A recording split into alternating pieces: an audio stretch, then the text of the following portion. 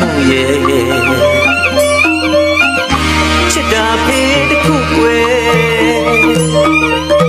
အိမ်အောင်ရှင်ဖြစ်ခြင်းမေးမယ်အပြောလွယ်လာတဲ့သဘောတကယ်ကမလွယ်ငွေကိုပင်ရအောင်ရှာမှဝရှိရင်မေးအနောက်ရှင်မပေးတယ်အဲ့ဒီငွေပဲကွယ်ရကန်ရခါရအောင်ရှာမယ်မောတဲ့ပန်းတဲ့သဘောမှမထားလို့ရဲ့လူကိုမပြတ်အောင်ဆက်ခါလို့ရမယ်ဟဲ့ရွှေကြီးမောင်ဒီဝီငါရွှေကြီးလေးမင်းနဲ့ငါနဲ့ကွယ်ဒီတမိုးကုန်ငါလွေဝင်ရင်နေ့ရက်တွေအခါကောက်လို့လက်ထပ်ဖို့ရတွေးပြောတော့မယ်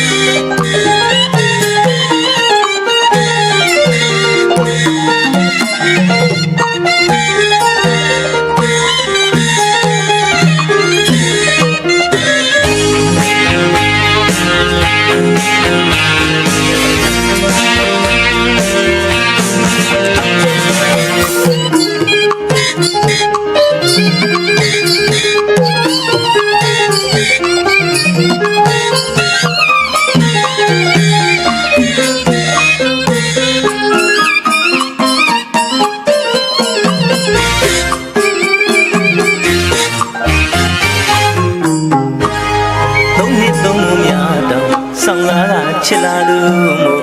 စရိတ်ကညာမေးတမှုရဲ့ချစ်တာဖေးတစ်ခုကွယ်